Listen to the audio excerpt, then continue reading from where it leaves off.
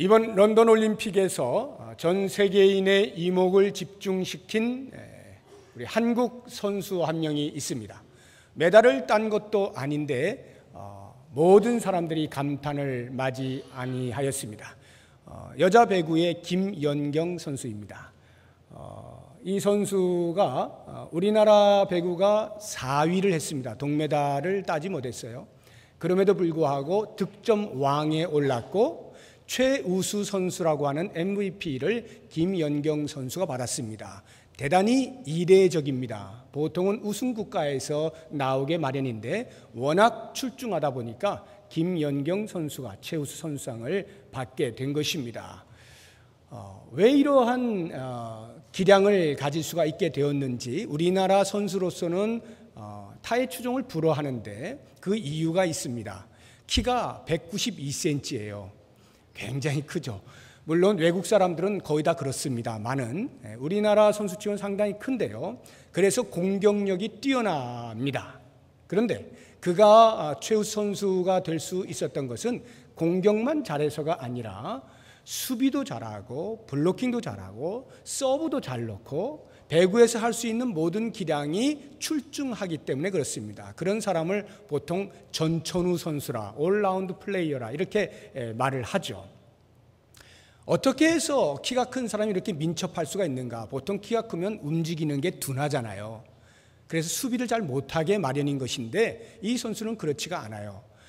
배구에서 수비 전문 선수를 리베로라고 하는데 그 리베로 못지않은 실력을 가지고 있습니다. 그 이유가 무엇이냐면 김연경 선수가 어렸을 때에 키가 작았대요. 그래서 너는 키가 크지 않으니까 공격은 못하겠고 수비만 열심히 해라 해가지고 계속 수비 연습을 했다는 거예요. 리베로 연습을 그렇게 많이 했대요. 그런데 이게 웬일입니까? 중학교 되고 고등학생 되면서 점점 키가 말할 수 없이 커가면서 공격수로 전환이 되었는데 어렸을 때 가졌던 그 기본기가 공격수로서도 수비를 잘하는 사람이 되어져서 전 세계를 호령하는 선수가 된 것입니다. 기본기가 얼마나 중요하냐 하는 것을 우리에게 말해줍니다. 모든 운동에는 기본기라고 하는 것이 있습니다. 운동마다 기본기가 조금씩 다를 수 있겠습니다만 그 기본기보다 우선하는 기본이 있는데 그것이 기초 체력입니다. 체력이 뒷받침되지 않으면 아무것도 안 되는 거예요. 그것을 우리들에게 일깨워 준 사람이 2002년 축구 감독을 했던 히딩크 감독이죠.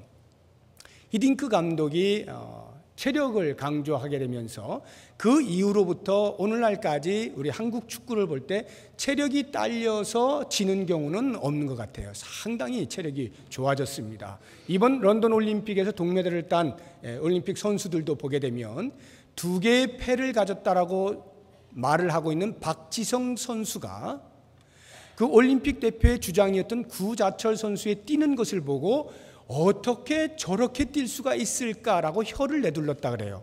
그만큼 활동량이 많아졌다라고 하는 것인데 그러한 기초 체력을 바탕으로 해서 좋은 성적을 내게 된 것이죠. 여러분들이 아시는지 모르시는지 잘 모르겠습니다만 제가 운동을 참 좋아합니다. 제 딴에는 잘한다라고까지 생각을 하는 그런 사람인데 축구를 제가 40대 때까지 했어요. 그러니까 제가 한국 들어오기 직전까지 축구를 했고 언제나 저는 2골 이상을 넣었던 사람입니다. 그러니까 제가 빠지면 축구가 안 돼요. 그 정도로 제가 잘했어요. 아무도 안 봤기 때문에 제가 할 수 있는 말입니다. 상당히 제가 잘해요. 지난번 전교인 체육대회를 했잖아요. 제가 그때 느낀 것이 다시는 축구장에 들어가면 안 되겠다 이런 생각을 했습니다. 그때를 생각하면서 이렇게 하고 저렇게 하면 이렇게 저렇게 해가지고 골인을 하는 이런 시나리오가 제 머릿속에 딱 있는데 이게 웬일입니까? 발이 가지를 않는 거예요. 발이 한 번, 2번 이렇게 하다 보면 벌써 헉헉거리면서 더 이상 할 수가 없어요. 공이 가만히 멈춰져 있는 것이 아니라 굴러다니지 않습니까? 그러니까 몸이 같이 굴러가면서 이렇게 해야 되는데 발이 안 가니까 마음은 원인데 육신이 약하더라고요. 그래서 공을 몇 번 못 잡아봤어요. 그럼에도 불구하고 어떤 장로님께서는 저를 보시고 제가 목사가 안 됐으면 정말 대성하는 운동선수가 됐을 것이다 이렇게 칭찬을 해주시더라고. 감사합니다.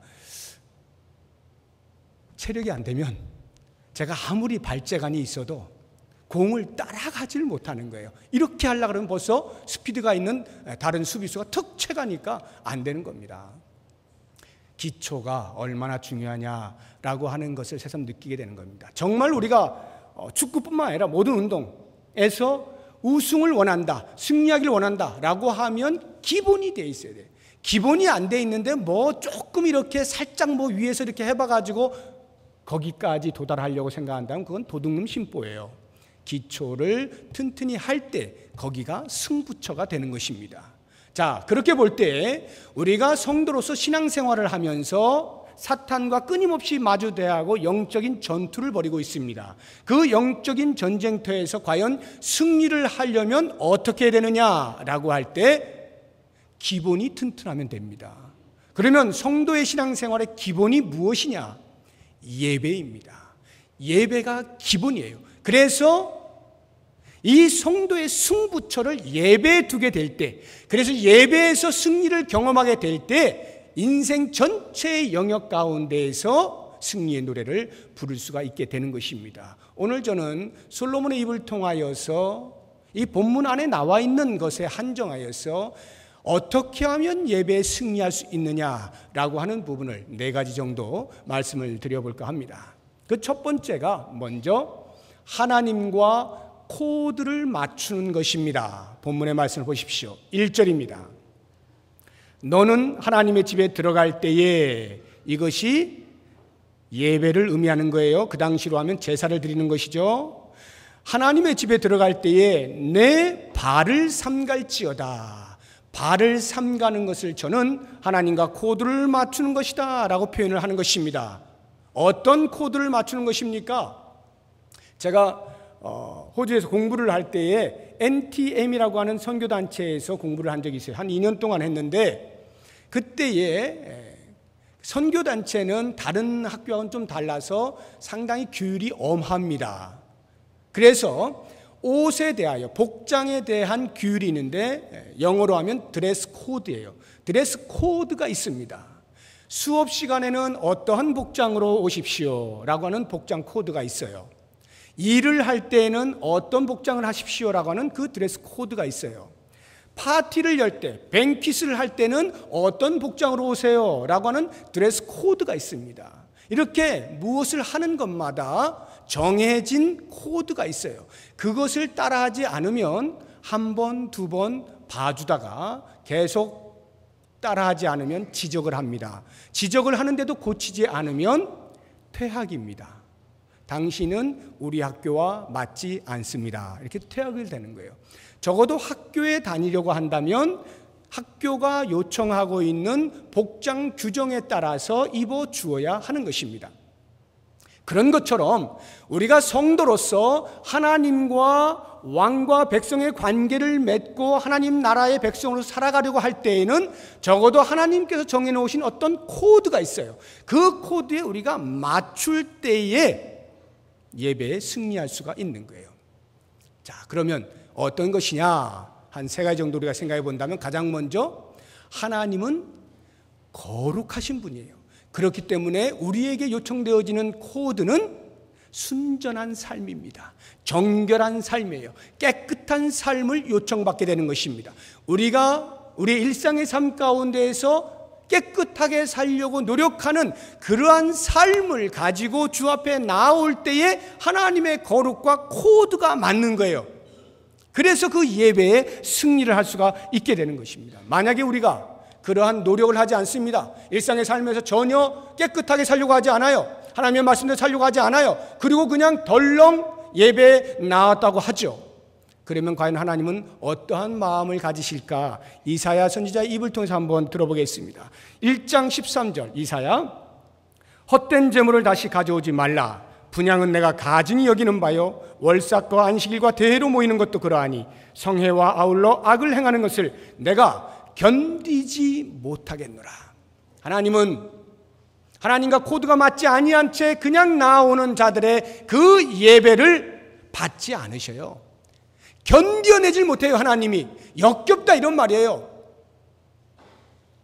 그러므로 하나님의 거룩하심처럼 우리도 성결의 삶을 노력하면서 주 앞에 나올 수 있어야 됩니다. 성막을 보시게 되면 제일 앞에 번제단이 있고 그 다음에 물두멍이 있죠.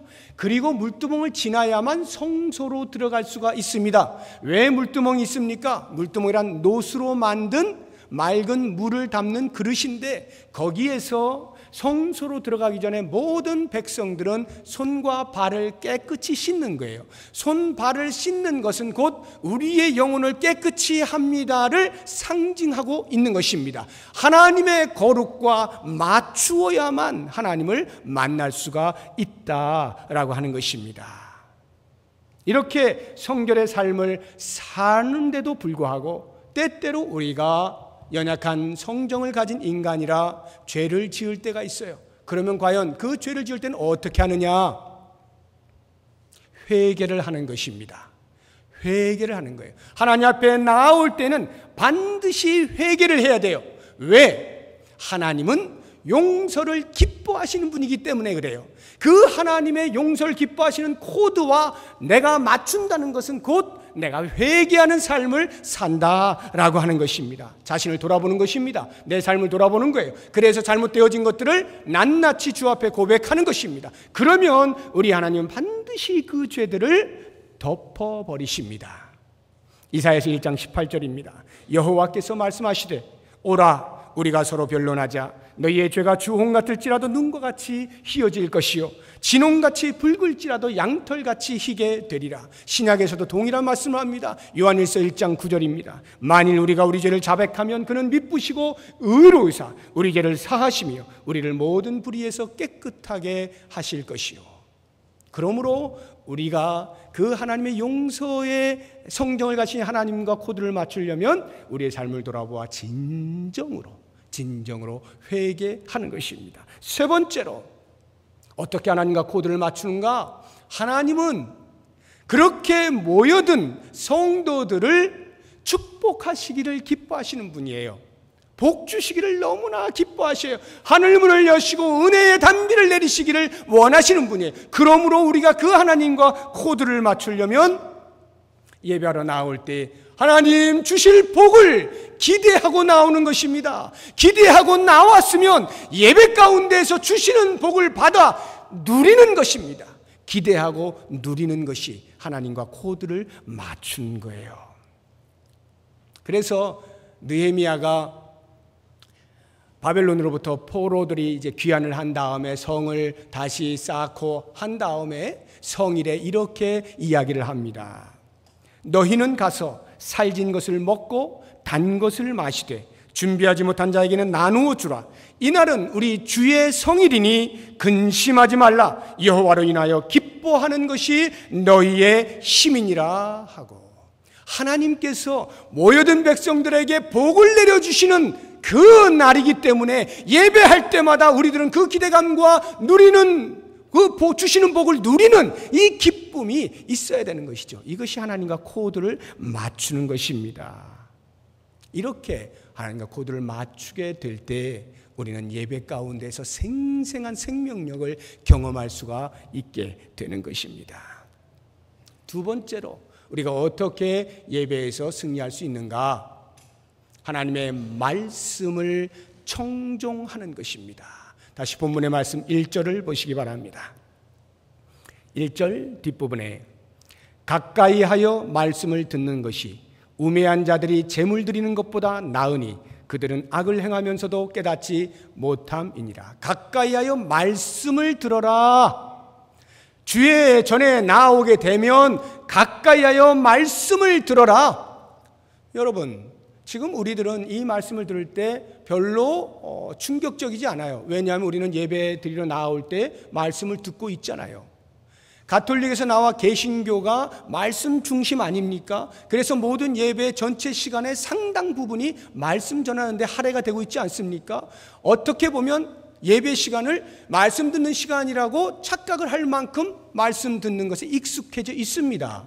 그런데 그 당시 솔로몬이 이야기할 때는 사정이 다릅니다. 그래서 이 말을 할 때의 말을 듣게 되어진 백성들은 상당히 충격을 받았을 거예요. 왜냐하면 그 당시에 하나님을 만나는 유일한 통로는 제사였습니다. 그래서 하나님께서 성막을 만들게 하시고 성막에서 하나님께서 임재하시고 그 안에서 제사를 통하여서 백성들을 만나 주신 것 아닙니까? 그러니까 그 성막을 따라 내려오다가 솔로몬 때에 이르러서 성전을 짓고 화려한 그 자리에서 똑같이 제사를 날마다 드렸잖아요. 그렇게 하나님을 만나 왔던 이스라엘 백성들에게 그러한 제사보다 하나님의 말씀을 듣는 것이 더 낫다라고 말하고 있는 이 솔로몬의 말은 가히 충격적이라 이 말입니다. 제사면 되는 줄 알았어요. 그러니까 좋은 제물만 잘 골라놨다가 제물만 반듯하게 드리고 제사만 잘 드리면 그것으로 땡이었습니다. 더 이상 다른 걸 신경 쓸 필요가 없는 거예요. 그런데 거기에 솔로몬이 일침을 가하는 거죠. 그것이 아니라 하나님의 말씀을 듣는 것이 중요하다 이렇게 말하는 거예요. 자, 그렇다고 하면 과연 우리가 어떻게 하면 하나님의 말씀을 청종할 수가 있겠습니까? 제가 이미 앞에서 말씀드린 하나님과 코드를 맞춰라 라고 할 때 이 말씀과 연계가 돼 있어요. 이제 제가 다른 말로 표현을 해보죠. 주파수를 맞추십시오. 하나님과 주파수를 하나님께서 무엇인가 말씀하실 때 그 말씀을 선명하게 들을 수 있도록 주파수를 맞추는 거예요. 극동방송 들으십니까? 라디오 극동방송 FM 106.9MHz 극동방송. 여러분 주파수를 맞추면 생생하게 극동방송에 나오는 모든 방송 내용들을 들으실 수가 있어요. 그런데 조금만 주파수가 틀려지면 지지직거립니다.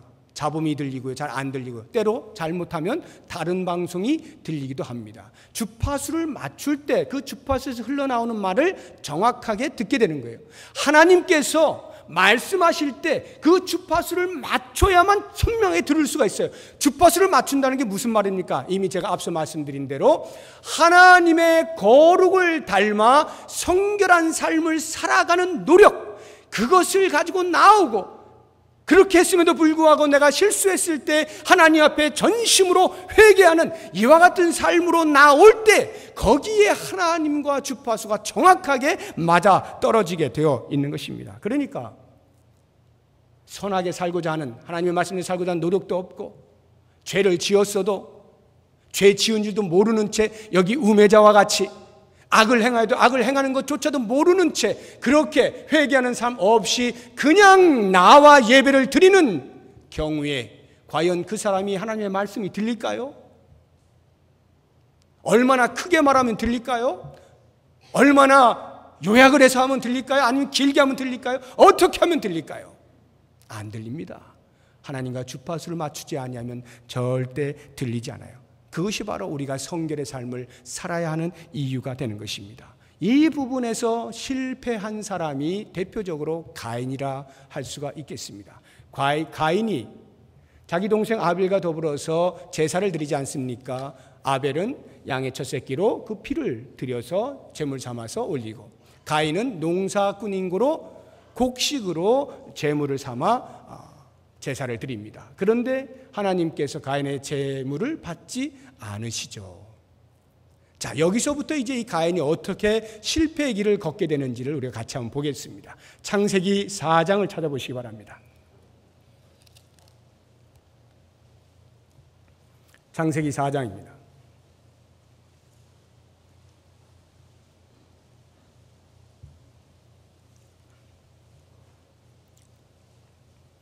(4절) 5절, 2절 같이 읽어봅니다.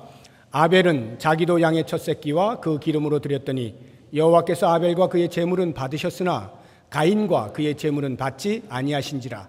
가인이 몹시 분하여 안색이 변하니. 여기를 보시게 되면 하나님께서 가인의 제사를 받지 않으셨다라고 했는데, 제사만 받지 않은 것이 아니라 중요한 것은 가인도 받지 않았어요. 다시 5절 보세요. 가인과 그의 제물을 받지 않으셨죠. 가인과 그의 제물을 받지. 제물에 문제가 있느냐? 그거는 신학적인 논란이 있습니다. 그건 덮어두고라도 가인 자체가 제사를 드리는 사람 자체가 하나님 앞에 받아지지 않은 거예요. 다시 말하면 이 솔로몬의 입을 빌려 보자고 한다면 그가 악행을 행하였기 때문에, 악행을 행하여도 악을 행하는지 모를 정도로 악행을 행하고 있기 때문에 하나님께서 그를 받지 않으신 겁니다. 하나님께서 안 받으시는 것이 당연함에도 불구하고 가인이 어떻게 됩니까? 5절 뒷부분 보세요. 가인이 몹시 분하여 안색이 변해버립니다. 어떻게 내 재물을 받지 않으실 수가 있어? 어떻게 내 동생 아벨의 재물만 받으신단 말인가? 이렇게 씩씩거리고 있는 것입니다. 그때 하나님의 말씀이 가인에게 임합니다. 6절, 7절입니다. 같이 읽어봅니다. 여호와께서 가인에게 이르시되 내가 분하여 함은 어찌 됨이며 안색이 변함은 어찌 됨이냐? 내가 선을 행하면 어찌 낯을 들지 못하겠느냐? 선을 행하지 아니하면 죄가 문에 엎드려 있느니라. 죄가 너를 원하나 너는 죄를 다스릴지니라. 말씀의 의미가 뭡니까? 하나님께서 가인에게 너 이러이러한 거 잘못했어. 네가 빨리 돌아서야 된다. 회개의 기회를 주고 있는 것입니다. 하나님께서 말씀을 통하여서 그의 잘못을 지적하고 빨리 돌이켜라 라고 하는 사인을 주신 거예요. 그런데 그 하나님의 말씀을 들은 가인이 들었을까요? 안 들었을까요? 물론 이 귀로는 들었죠. 들었으나 반응이 어떻습니까? 보십시오. 8절. 가인이 그의 아우 아벨에게 말하고 그들이 들에 있을 때에 가인이 그의 아우 아벨을 쳐 죽이니라. 회개의 기회로 하나님의 말씀이 들려졌는데 가인은 그것을 아랑곳하지 아니하고 자기의 분남대로, 그 분대로 동생 아벨을 그냥 죽여버리지 않습니까? 주파수가 안 맞는다고요. 악을 행한 채로 하나님의 말씀을 듣고 있으니 그 말씀이 들릴 리가 없는 거예요. 그러니까 하나님께서 다시금 또 말씀하시죠. 9절. 여호와께서 가인에게 이르시되 내 아우 아벨이 어디 있느냐? 그가 이르되 내가 알지 못하나이다. 내가 내 아우를 지키는 자입니까? 대항을 합니다. 반항을 합니다. 그때 하나님이 또 말씀하십니다. 이르시되 내가 무엇을 하였느냐? 내 아우의 핏소리가 땅에서부터 내게 호소하느니라. 땅이 그 입을 벌려 내 손에서부터 내 아우의 피를 받았은즉 내가 땅에서 저주를 받으니 내가 밭을 갈아도 땅이 다시는 그 효력을 내게 주지 아니할 것이요 너는 땅에서 피하며 유리하는 자가 되리라. 하나님께서 계속해서 가인과 대화를 하십니다. 말씀을 주십니다. 그러나 가인은 그 말씀을 듣지 않아요. 그런데 아이러니가 있습니다. 지금 방금 읽은 말씀 그 다음을 보십시오. 13절 놀라운 반전이 생깁니다. 13절 같이 읽어봅니다. 가인이 여호와께 아뢰되 내 죄벌이 지기가 너무 무거우니이다. 그리고 14절도 이렇게 말씀을 하고 있어요. 얼마나 잘 들었는지 몰라요. 하나님께서 아무리 말씀하셔도 듣지 않고 반항하였던 가인이 드디어 하나님으로부터 저주의 말을 듣게 되었을 때 그 말이 쏙 들어온 거예요. 저주의 말이 들어오니까 하나님 너무너무 죄가 지기에는 무거운데요. 처음부터 반응하면, 처음부터 회개의 길을 주었을 때 들었으면 얼마든지 그러한 저주를 받지 아니할 수 있었는데 왜 계속해서 하나님의 말씀을 안 듣다가 너 죽는다 그 말 하니까 그제서야 귀가 번쩍 뛰어가지고 아이고 주님 저 좀 살려주세요. 이런 아이러니가 어디 있습니까? 우리가 하나님의 말씀을 어떻게 들을 수 있는가? 나의 삶을 정결히 하고 귀를 크게 열고 주님 제가 듣겠습니다. 말씀하옵소서. 이러한 마음의 상태로 주의 말씀을 들을 때 그 말씀이 쑥 들어오게 되는 것입니다. 이렇게 말씀을 청종할 때요, 주의해야 될 한 가지를 더 말씀드립니다. 주의할 것이 있어요. 제가 수도 없이 반복하여 말씀을 드린 것이 무엇이 이렇게 박히면 좋겠어요. 말씀을 청종할 때 반드시 피해야 되는 것, 내 마음에 놓여져 있는 필터를 제거하는 겁니다. 필터링을 중지하는 거예요. 원두커피 여러분이 이렇게 마실 때 필터를 놓고 거기다 원두 가루를 넣지 않습니까? 물을 부어서 물만 따라 마시잖아요. 나머진 찌꺼기 필터와 함께 버리는 거 아닙니까? 우리가 하나님의 말씀을 마치 이렇게 하는 경우가 있어요. 우리 안에다가 필터를 갖다 놓고 하나님의 말씀이 들어올 때에 내가 필터링을 합니다.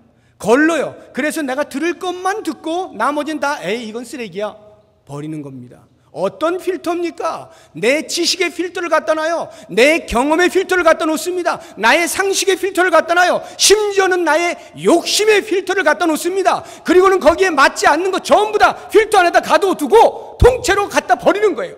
내가 원하는 것만 쏙쏙 빼먹는 거죠. 이렇게 되면 하나님의 말씀을 청종하는 것이 아닙니다. 물론 부분적으로는 순종하는 것이 될 수 있습니다만 성경은 부분적 순종이라 하지 않아요. 대표적인 예가 사울입니다. 사무엘상 15장을 보시게 되면 하나님께서 사울에게 아말렉군과 대치하는 상황 속에서 손에 붙여주십니다. 그리고는 명령하시기를 네가 만나는 모든 아말렉인들을 다 전멸하라. 그리고 소유도 전부 없애라. 이것이 하나님의 명령이었어요.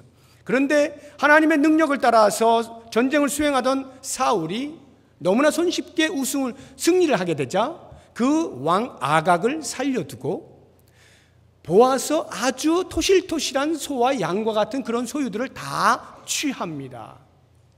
하나님께서 대노하셨어요. 사무엘을 보냅니다. 사무엘 입을 통해서 말합니다. 당신이 어찌하여 하나님의 말씀을 듣지 아니하고 이렇게 많은 것들을 남겨두었습니까? 라고 할 때 사울이 이야기를 합니다. 내가 남겨둔 것은 하나님 앞에 제사를 드릴 때 좋은 것으로 제사를 드리기 위함입니다. 보세요. 내가 나머지는 다 없앴잖아요. 하나님께 제사 드리는 제물로 남겨둔 거예요. 라고 말을 하였으나 하나님께서는 이미 그 중심을 아시는 거예요. 그래서 하나님께서는 내가 언제 너에게 제사 잘 드리라고 하더냐, 내가 언제 너로 제물 좋은 것 바치라고 하더냐, 오히려 그것보다 나의 말을 들어라. 이것을 사무엘의 입을 통해서 말씀해 주십니다. 사무엘상 15장 21절 사무엘이 이르되 여호와께서 번제와 다른 제사를 그의 목소리를 청종하는 것을 좋아하심같이 좋아하시겠나이까. 순종이 제사보다 낫고 듣는 것이 숫양의 기름보다 낫습니다. 이야기하는 거예요. 그렇습니다, 여러분. 성경은 단호해요.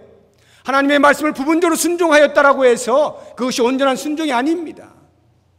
전적으로 순종할 수 있어야 돼요. 전적으로 들어야 됩니다. 필터링을 하지 말아야 돼요. 그냥 그대로 다 받아들여야 돼요. 그렇게 하나님의 말씀에 청종하게 되어질 때 그 예배에 하나님의 위로가 임하고 하나님의 치유가 임하고 하나님의 회복과 주시는 새 힘을 얻고 다시 용기를 내어서 일어설 수 있는 일들이 일어나게 되는 것입니다. 어쩌러 원하기는 사랑하는 성도 여러분, 하나님의 말씀을 듣고 있는 지금 이 순간에도 내 마음 가운데 들을 것만 듣지 하지 마시고 마음 전체를 활짝 여시고 그대로 받으세요. 그대로 받아 내 삶에 적용하며 순종하며 살아갈 수 있기를 바랍니다. 세 번째로 어떻게 하면 예배에 승리할 수 있는가? 바른 기도를 하는 것입니다. 2절 보십시오. 본문의 말씀 전도서 5장 2절 2절 같이 한번 읽어봅니다. 너는 하나님 앞에서 함부로 입을 열지 말며 급한 마음으로 말을 내지 말라. 하나님은 하늘에 계시고 너는 땅에 있음이니라.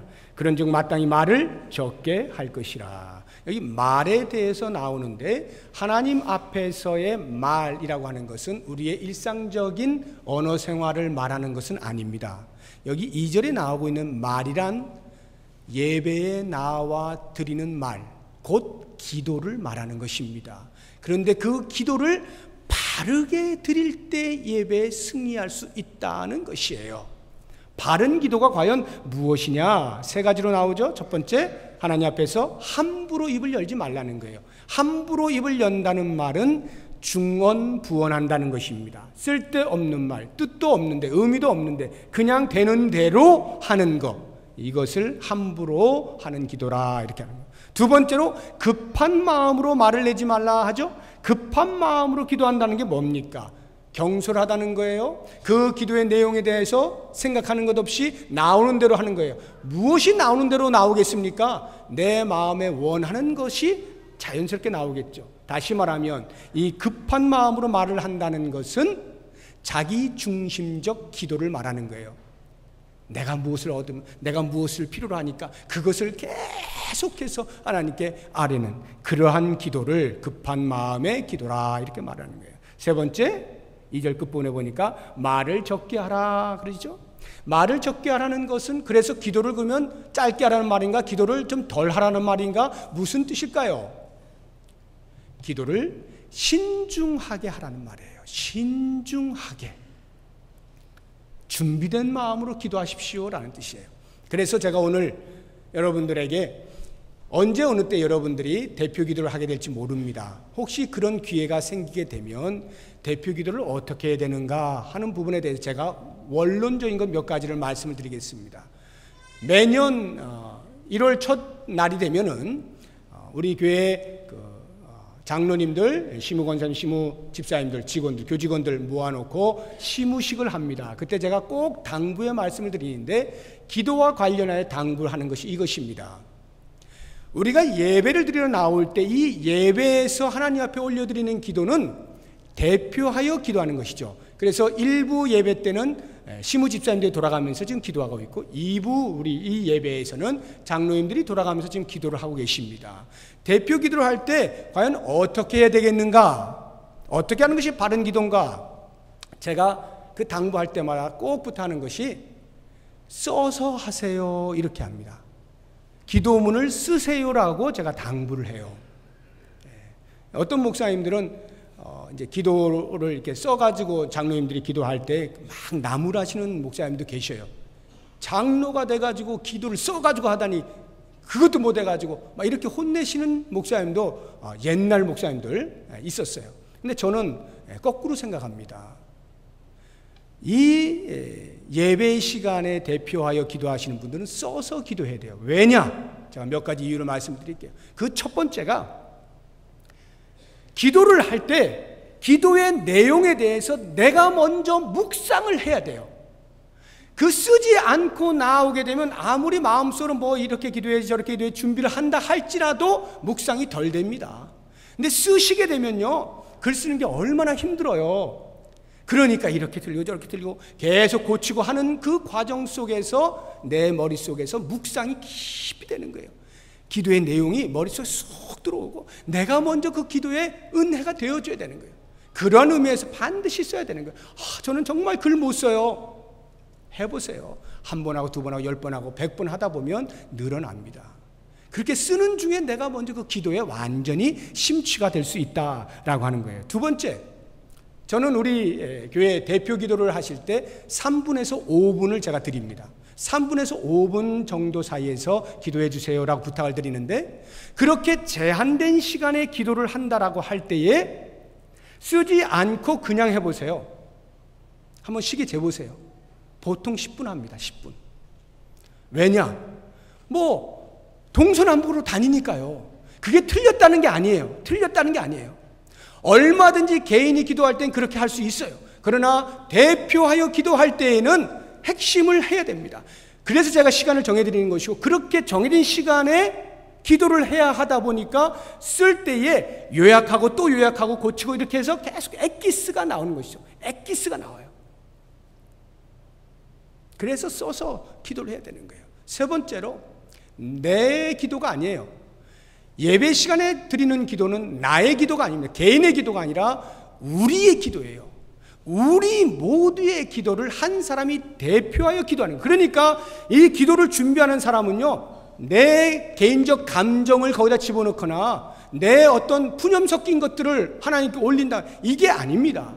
전체를 생각해야 돼요. 계속 우리 교회 공동체가 하나님 앞에 어떤 기도를 드릴까, 이번 예배에 어떤 기도를 드려야 되나 묵상하시면서 그렇게 준비를 해야 되는 거예요.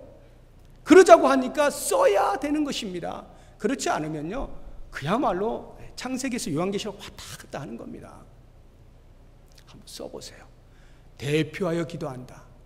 그러니까 우리 성도들의 무엇을 위하여 기도할까를 계속 고민하면서 그렇게 드리면 어떻게 될까요? 기도할 때 나의 기도가 되잖아요. 우리 모두가 나의 기도가 되는 거 아닙니까? 그래서 전부 그 기도 한마디 한마디에 아멘, 아멘, 그것이 저의 기도입니다. 하나님, 저의 기도입니다. 저의 기도입니다. 이렇게 하면서 아멘, 아멘 하고 같이 화합을 하면서, 화답을 하면서 그렇게 기도가 하나님 앞에 올려지게 되는 것입니다.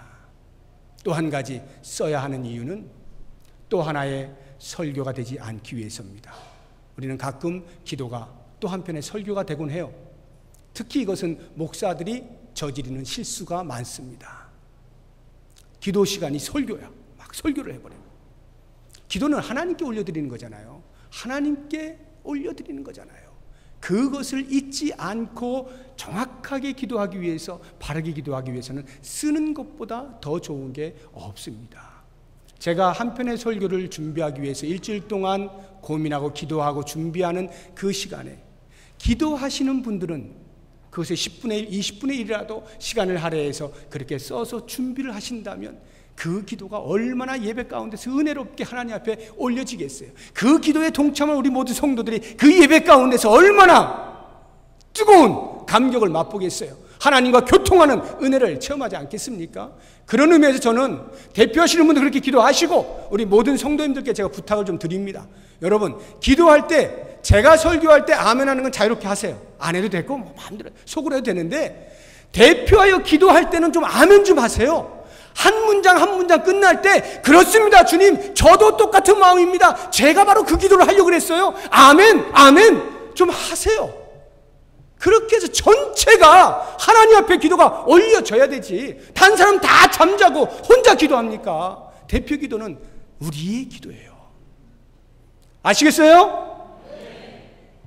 이제 다음 주도 제가 보겠습니다. 기도할 때 우리 장로님들 기도하실 때 그렇게 여러분 아멘 아멘 화답해 보세요. 기도가요 진짜 성령이 막 뜨겁게 역사해요. 똑같이 준비해온 거 읽는 것임에도 불구하고 막 가슴이 뜨거워집니다. 여러분 아멘 아멘 해보세요. 여기가 막 뜨거워진다니까요. 만약에 다음 주에 다 잊으시면 우리가 망각의 동물인 줄 알고 제가 또 하겠습니다. 될 때까지 기도 좀 크게, 아멘을 크게 하세요. 크게. 그렇다고 이렇게 아멘 하지 말아야 될 부분에 있어요. 그런데 막 또 막 하시면 안 되면 잘 들으셔야 되니까 잘 듣고 아멘 해야 되는 부분에서 그렇게 기도를 하시기 바랍니다. 자, 마지막 네 번째, 우리가 예배에 승리하기 위해서 예배 가운데 결단하는 것이 필요합니다. 결단을 하십시오. 4절 보십시오. 본문 4절. 4절 같이 읽어봅니다. 내가 하나님께 서원하였거든 갚기를 더디게 하지 말라. 하나님은 우매한 자들을 기뻐하지 아니하시나니 서원한 것을 갚으라. 거의 서원이 나오죠. 서원이라고 하는 것은 성도가 하나님께 약속을 하는 거예요. 결심을 하는 것을 서원이라 해요. 하나님, 제가 이것 하겠습니다. 하나님, 제가 이것 하지 않겠습니다. 이렇게 하나님과 약속을 하는 것을 가리켜서 서원이라고 합니다. 그렇다고 하면 이렇게 예배에 나와서 서원한다는 게 무엇을 의미하는 거겠습니까? 예배의 찬송과 기도와 말씀을 듣는 가운데에서 어떤 순간에 성령께서 나에게 한 번 아니면 두 번 아니면 여러 차례 도전을 줄 때가 있어요. 그때 가슴이 팍팍 박히지 않습니까? 그러면 내 마음에 결심을 하는 것입니다. 하나님, 알겠습니다. 제가 그렇게 살겠습니다. 이것이 예배 가운데의 서원이에요. 내 마음의 결심, 이것이 서원이에요. 이것을 해야 됩니다. 예배에 결단이 없으면 아무것도 아니에요. 하나님께 영광을 돌리는 찬송 올려드렸습니다. 하나님께서 우리에게 들려주시기 원하시는 말씀을 들었습니다. 그런데 나의 결단이 없으면 그 예배는 끝이에요. 아무것도 아니에요. 반드시 우리는 결단을 해야 돼요. 하나님께서 얼마나 많은 복을 내려주십니까? 얼마나 많은 은혜를 예배를 통하여 쏟아 부어주십니까? 그 받은 은혜를 따라서 말씀을 들었으면 말씀에 맞는 결단을 반드시 해야 돼요. 이것이 서원이라 하는 것입니다. 그런데 어떤 분들이 이야기해요. 어디서 들어보니까 서원 자주 하지 말라 그러던데요. 그 어디가 5절입니다. 5절에 나와요. 그게 5절 한번 보십시오. 같이 한번 읽어봅니다. 서원하고 갚지 아니하는 것보다 서원하지 아니하는 것이 이 뭐 가슴이 후련해지죠. 갑자기 이거 결심은 이거 그냥 피곤한데 서원하고 갚지 아니하는 것보다 서원하지 아니하는 것이 더 낫다. 결심만 하고 이행하지 아니할 바야 서원하지 말아라. 결심하지 않아도 되는구나. 이렇게 오해를 하시는 분들이 계시는데 예배 가운데는 그것이 아니라 이 말씀의 의미는 서원을 할 때 신중하게 하라 이 말이에요. 신중하게 하라. 그래서 서원의 원칙 3가지가 있어요.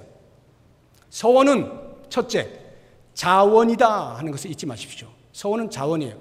제가 목사로서 말씀 중에 이렇게 사세요, 저렇게 사세요 막 한다고 해서 그것을 다 아이고 그렇게 살아야 되고 아이고 저렇게 살아야 되고 전부 다 결심해버리면 지쳐버립니다.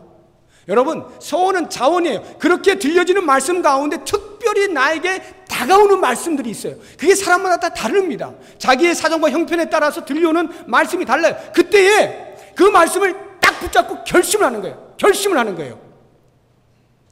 제가 강제로 서원하세요, 서원해요, 이게 아닙니다. 내가 하는 거예요. 내가. 절대적으로 서원은 자원이에요. 그래서 다윗이 그렇게 고백하잖아요. 저에게 자원하는 심령을 주사 나를 붙드소서. 자원하는 심령을 하나님께서 기뻐하신단 말이에요. 그렇게 자원하여 서원을 하되, 중요한 것은 그 다음입니다. 서원하는 것은 자원인데 서원을 이행하는 것은 의무예요. 서원을 이행하는 것은 의무입니다. 반드시 해야 됩니다. 반드시. 6절 한번 보세요. 재미있는 말이 나와요. 6절에 내 입으로 내 육체가 범죄하게 하지 말라. 천사 앞에서 내가 서원한 것이 실수입니다. 실수라고 말하지 말라. 어찌 하나님께서 내 목소리로 말미암아 진노하사 내 손으로 한 것을 멸하시게 하랴. 서원을 했는데 돌아보니까 이행하기가 힘들게 생긴 거예요. 하나님, 제가 잠깐 그때 착각했습니다. 실수였어요. 그러지 말라는 거예요. 이미 하나님께서는 그 서원한 것을 들으시고 언제 이행하는지를 보고 계신다 이 말이에요. 그러므로 서원하는 것은 자원이지만 자원하여 서원했으면 반드시 그것을 이행하셔야 됩니다. 3번째, 더 중요한 것, 이행할 때 알겠습니다. 제가 하죠. 하나님 한 달만 좀 봐주세요. 한 달 후에 꼭 하겠습니다. 하나님 제가 1년 후에는 반드시 이행합니다. 기다려주세요. 그러지 말라는 거예요. 다시 4절, 내가 하나님께 서원하였거든 갚기를 더디게 하지 말라. 지체하지 않아야 돼요. 서원은 지체하지 말고 즉각적으로 행동에 옮겨야 됩니다.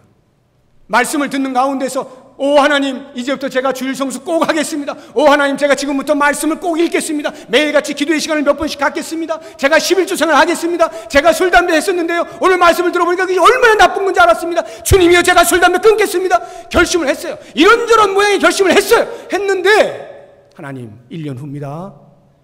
이러면 안 된다는 거예요. 나아가는 순간에 주님 힘 주십시오. 당장 제가 끊습니다. 당장 제가 실행합니다. 지체하면 안 돼요. 서원한 것은 반드시 즉각적으로 옮겨갈 때 하나님께 복을 부어주셔요. 한번 보세요. 성경에 얼마나 무시무시한 예가 있는지 몰라요. 야곱을 보세요. 창세기 28장에 보면 그가 하란으로 도망을 갈 때에 길에서 잠을 자고 있잖아요. 그때 하나님께서 나타나시잖아요.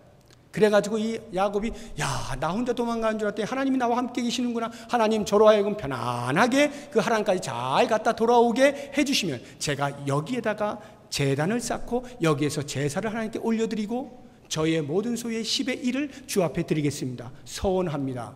그리고는 하란으로 가죠. 돌아왔습니다. 에서를 만났습니다. 돌아왔는데 이 야곱이 어디로 갑니까? 가나안 땅까지 완전히 예루살렘으로 쭉 오지 아니하고 베델로 오지 아니하고 그 만났던 그 베델로 와가지고 그 자기가 서원한 것을 그대로 하지 아니하고 세겜에 머뭅니다. 그러니까 그 세겜에서 자기의 딸 디나가 강간을 당하지 않습니까? 가정 전체가 큰 위기를 맞게 되어지지 않아요? 그리고 그 부족들로부터 위험을 당하잖아요. 시므온과 레위가 그 사람들 남자들 다 죽여버리는 바람에 가나안 모든 족속들로부터 위험을 당하는 그런 어려움을 겪게 되는 거예요.